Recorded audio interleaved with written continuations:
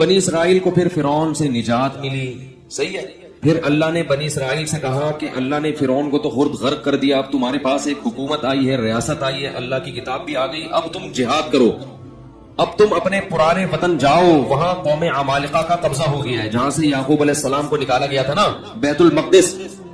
ادخلوا الارض المقدسۃ التي كتب الله لكم، ارض مقدس جیسے اللہ نے مسلمانوں کا مرکز مکہ کو بنایا، ایسے اللہ نے بنی اسرائیل کا مرکز بیت المقدس کو بنایا تھا کہ پیغمبروں کا جائے وطن بیت المقدس ہے، مصر نہیں ہے. یہاں تو کسی ایک وجہ سے آ گئے تھے، اب اس علاقے پہ قبضہ کرو اور بیت المقدس کو آزاد کراؤ، وہاں تمہاری خلافت قائم ہوگی، پھر وہاں سے پوری دنیا میں جہاد ہوگا، کیونکہ دین برحق اس وقت وہی تھا. اس لیے بیت المقدس کی بڑی فضیلت ہے، ہزاروں پیغمبر دفن ہیں وہاں پہ. جتنے قرآن میں واقعات بیان ہوئے ہیں نا، 99% واقعات وہی ہوئے ہیں شام میں. حضرت مریم کا بچے کی ولادت، عیسیٰ علیہ السلام کی تقریر، پھر موسیٰ علیہ السلام، زکریا علیہ السلام کا محراب میں کھڑے ہو کر اللہ سے اولاد کی دعائیں مانگنا، یہ سارے ادھر ہی ہوئے واقعات. یہ تاریخی واقعات ہیں. جو لوگ جاتے ہیں تو بیت المقدس جا نہیں سکتے، بڑی زبردست جگہ ہے، اگر اللہ کسی کو توفیق دے تو وہ جائے ضرور، ان جگہوں کی زیارتیں کرے. تو وہاں پر کیا ہوا کہ بنی اسرائیل کو کہا گیا اب کچھ ہمت خود کرو اور ارض مقدس پہ قبضہ کرو. تو وہ کہنے لگے، وہ وہاں قوم تھی بڑی طاقتور، تو بنی اسرائیل نے کہا کہ بہت طاقتور لوگ ہیں، پہلے اپنے کسی بندے کو بھیجو، جا کے دیکھ کر آؤ، اگر کمزور سے ہے نا کانگڑی پہلوان تو پھر تو جا کے لڑیں گے، اگر پاورفل ہیں تو نہیں لڑ رہے بھائی. حالانکہ پیغمبر جب جہاد کا حکم دے دیں تو پھر وہ جہاد فرض ہو جاتا ہے.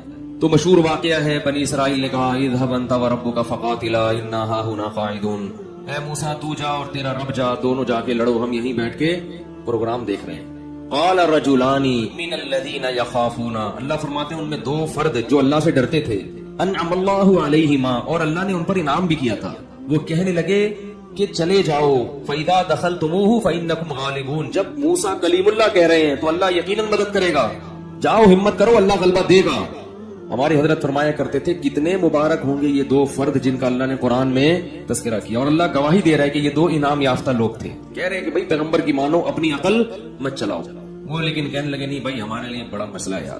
موسیٰ علیہ السلام کو غضب آیا اور انہوں نے اس مرتبہ دعا مانگی، اے اللہ میں اپنے اور اپنے بھائی کا تو مالک ہوں، ہارون کا، تو ہمیں کوئی حکم دے، ہم نہ کرے تو ہم سے پوچھ، یہ قوم میری سمجھ سے بالاتر، اتنے تیرے انعامات ہوئے، سب کچھ ہو گیا، لاٹھیوں کو سانپ بنتے ہوئے دیکھا، سمندر کے ٹکڑے ہوتے ہوئے دیکھا، فرعونیوں پر مینڈکوں کا، جوؤں کا، آگ کا عذاب، خون کا عذاب، ہر طرح کے عذاب دیکھے. اس کے بعد بھی اب یہ قوم ہمت خود کچھ کرنے کے لیے تیار نہیں ہے. سارے کام کون کرے گا؟ اللہ ہی کرے، بس آسمان سے کم ہمت. تو ففرق بینی و بین القوم الفاسقین، میرے اور اس فاسق قوم کے درمیان اب جدائی ڈال دے، میں نہیں رہ سکتا ان کے ساتھ. بہرحال کچھ عرصہ موسیٰ علیہ السلام رہے، وادی تیہ میں اس قوم کے ساتھ. اللہ نے کہا کہ اب یہ 40 سال تک یہ علاقہ فتح نہیں ہوگا، 40 سال تک نہ یہ میدان میں گھومتے رہیں گے بس. تو وہیں موسیٰ علیہ السلام کا پھر انتقال ہو گیا اور آپ دنیا سے چلے گئے. پھر موسیٰ علیہ السلام کے بعد پھر دوسرے پیغمبر آئے اور ان پیغمبر نے بنی اسرائیل کو پھر حکم دیا. بنی اسرائیل خود کہنے لگے کہ ہمیں آپ جہاد کا حکم کیوں نہیں دیتے ہیں بھائی، ہم بھی کچھ علاقہ فتح کریں، ٹھیک ہے، اور ہمیں ہمارے گھروں سے نکالا گیا اور ظلم کیا گیا. الم تر الی الملأ من بنی اسرائیل من بعد موسیٰ، اللہ فرماتے ہیں موسیٰ کے بعد بنی اسرائیل کی ایک جماعت تھی، کیا تم نے ان کو دیکھا؟ تو اس وقت کے نبی نے ان سے کہا کہ تم سے امید یہ ہے کہ جب تم پر جہاد فرض ہوگا تو تم لڑو گے نہیں، خالی پیلی کی باتیں پھینک رہے ہو. بہت سے لوگ باتوں میں بڑے فنٹر ہوتے ہیں، جب کام آئے تو اس لیے اللہ سے عافیت ہی مانگنی چاہیے بھائی. تو انہوں نے کہا نہیں ہم لڑیں گے.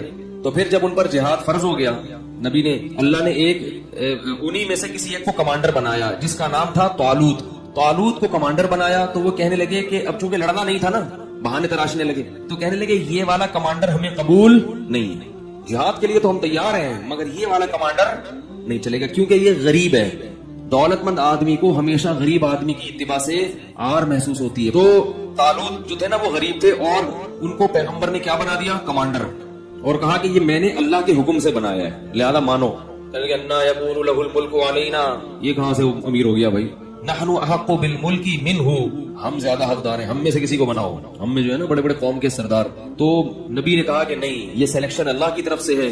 और इनके बरहक होने की एक अलामत ये भी है कि हजरत मूसा और हारून अलैहिस्सलाम की कुछ यादगारें, कुछ तबर्रुकात, जो उनकी कुछ अशिया थी, बनी इसराइल किया करते थे कि जब भी कहीं जिहाद में जाते थे तो हजरत मूसा अलैहिस्सलाम की लाठी और इस तरह की कुछ चीजें जो उनके पास रह गई थी ना, वो लेके जाते थे तो अल्लाह उनको फतह अता फरमाता था। उसकी बरकत थी, क्योंकि वो जाहिर है मुतबर्रिक लाठी थी ना हजरत मूसा अलैहिस्सलाम, अब उससे सांप तो नहीं बनता था। लेकिन हारून अलैहिस्सलाम और मूसा अलैहिस्सलाम की इस तरह की चीजों को तबर्रुक के तौर पर वो इस्तेमाल करते थे और अल्लाह की मदद शामिल हाल हो जाती थी। तो बनी इसराइल को तालूत ने फिर उन्होंने जो है ना, वो ताबूत आया जिसमें वो थे, तो फरिश्ते उसको लेकर आए, तो उनको इत्मीनान हो गया कि अब अल्लाह की मदद यकीनन होगी। मैदान जंग में इसको लेके जाओ साथ। कुरान में आता है कि जब हजरत तालूत अलैहिस्सलाम लश्कर लेके निकले तो उन्होंने अपनी कौम से कहा कि देखो, लड़ाई क्योंकि बहुत सख्त है, दुश्मन बहुत ताकतवर है और हम हैं कमजोर, तो अल्लाह तुम्हें पहले आजमाएगा। यानी अल्लाह की मदद के लिए जंग में फतह नहीं हो सकती, तो असबाब में तो हम कमजोर हैं, अल्लाह तुम्हें इम्तिहान करेगा कि तुम में तकवा है या नहीं है। उस इम्तिहान में कामयाब हो गए तो जो कामयाब होंगे उनको तो फतह मिलेगी, और जो उस इम्तिहान में कामयाब नहीं हुए वो क्या खाएंगे? शिकस्त खा के भाग जाएंगे, वो लड़ने की ताकत नहीं रहेगी। और वो इम्तिहान ये है कि तुम्हें प्यास लगेगी मगर नहर में से किसी ने पानी, बोलो भाई, नहीं पीना। प्यास लगेगी, ये प्यास बाद में खत्म हो जाएगी, मगर उस वक्त अल्लाह ने इम्तिहान लिया है कि एक आध चुल्लू पीने की इजाजत है, पेट भर के पानी पीने की इजाजत नहीं।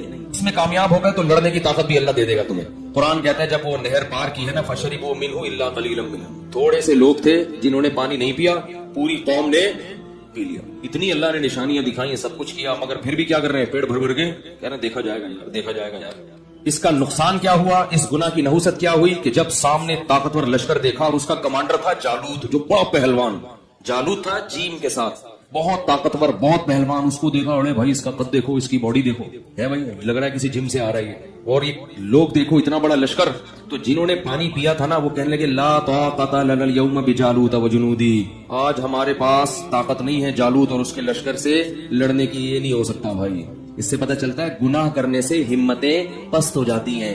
अल्लाह की नाफरमानी करने से क्या होता है? हिम्मतें पस्त, कुछ भी नहीं कर सकते दुनिया में अल्लाह के लिए कुछ नहीं कर सकते। फिर ला ताक़ता लना यौम बिजालूत व जुनूदी क़ाल अल्लज़ीना यज़ुन्नूना अन्नहुम मुलाक़ुल्लाह, अल्लाह फरमाते वो लोग जिनको अल्लाह से मुलाकात की उम्मीद थी कि एक दिन अल्लाह के सामने खड़े होंगे, इसका हमें बदला मिल जाए, वो कहने लगे कि कम मिन फियतिन क़लीलतिन, देखो कितनी ही बार ऐसा हुआ है कि एक छोटी सी जमात को अल्लाह ने बड़ी जमात पर गलबा दिया है। हिम्मत करो, क्योंकि पैगंबर के हुक्म पे आए हैं हम। खुद से जब आएंगे तो दो राय हो सकती है ना कि भाई सही किया गलत किया, तो अल्लाह कह रहा है तो गलत हो ही नहीं सकता, और अल्लाह ने हमें शिकस्त देने के लिए थोड़ी बुलाया है, तो अल्लाह गलबा देगा।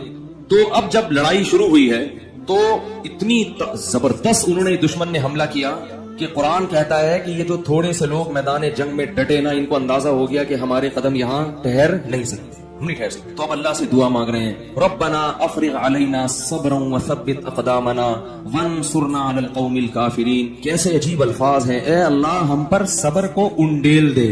उंडेलना किसे कहते हैं? जैसे बाल्टियां भर भर के पानी किसी के ऊपर उंडे, एक तो होता है ना डालना, ये नहीं कह रहे अल्लाह हमें सब्र की तौफीक दे दे, ना ना ना ना ना, सब्र की तौफीक तो छोटे मोटे गमों में होती है, यहाँ थोड़ा सा सब्र नहीं चाहिए, बहुत बहुत मुश्किल है भाई, लड़ना बहुत मुश्किल है।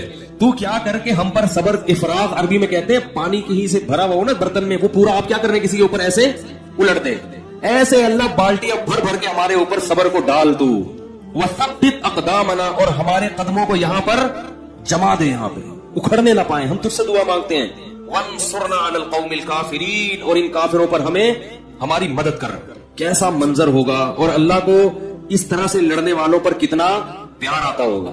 इसलिए याद रखो जिहाद की बहुत बड़ी फजीलत है इस्लाम में। जिहाद मामूली इबादत, जो भी अपने मुल्क के लिए, अपने दीन और मजहब के लिए, इस्लाम के लिए लड़ते हैं, मुल्क के लिए लड़ना इस्लाम ही के लिए लड़ना है, क्योंकि इस्लामी मुल्क है, तो जो भी लड़ते हैं उनको मामूली मत समझा करो। जान पेश करना अल्लाह के सामने ये आसान काम नहीं है। तो वो क्या कहने लगे, ऐ अल्लाह तू हमें कदम यहाँ पे जमा दे और हम पे सब्र को उंडेल दे। अल्लाह की मदद आई, वो थोड़े से, क्योंकि अल्लाह ने अपने दीन को बाकी रखना है, ये भी खत्म हो जाते हैं तो बनी इसराइल तो गई। एक कौम को अल्लाह ने हिदायत दी थी, वो भी खत्म, तो पूरी दुनिया तो गुमराह थी। तो अल्लाह काम ईमान वालों ही से लेते हैं। बनी इसराइल थे बड़े नालायक, मगर थे तो ईमान वाले तो वही थे ना। तो भाई जैसे मर्जी है اللہ کیا کر رہے ہیں کہ بھئی اب ایمان والے تو یہی ہے نا، کافروں سے تھوڑی لوں گا کام، جیسے مرضی نالائق ہیں انہی میں سے نیک لوگ پیدا کروں گا. تو اللہ نے کیا کیا؟ اللہ فرماتے ہیں فَهَزَمُوهُمْ بِإِذْنِ اللَّهِ، اللہ کے حکم سے ان تھوڑے سے لوگوں نے ان طاقتور لوگوں کو شکست دے دی. جب شکست دی ہے تو انہی بنی اسرائیل میں ایک شخص تھے جن کا نام تھا داؤد، جو کمانڈر نہیں تھے اور نہ نبی تھے، ایک امتی کی حیثیت سے وہ میدان جنگ میں لڑ رہے تھے. وہ بھی ان تھوڑے سے لوگوں میں تھے. نہ صرف یہ کہ ان تھوڑے سے لوگوں میں، بلکہ ان تھوڑوں میں بھی جو انتہائی درجے کی بہادری دکھانے والے تھے ان میں سے تھے. انہوں نے ہدف بنایا تھا جالوت کو، جو سب سے زیادہ طاقتور. یہ بڑی بات ہوتی ہے نا. دیکھو اس زمانے کے دیندار لوگ کیسے ہوتے تھے یار. آج چھپکلی سے ڈرتے ہیں دیندار. آج دیندار آدمی کو چلانے کے لیے یہاں سے وہاں تک بولو نا انڈا بورڈ چلے جاؤ تو اس کا سانس پھولتا ہے. کہتے ہیں ایکچولی میں اتنا نیک آدمی ہوں کہ میں تیز چل نہیں سکتا.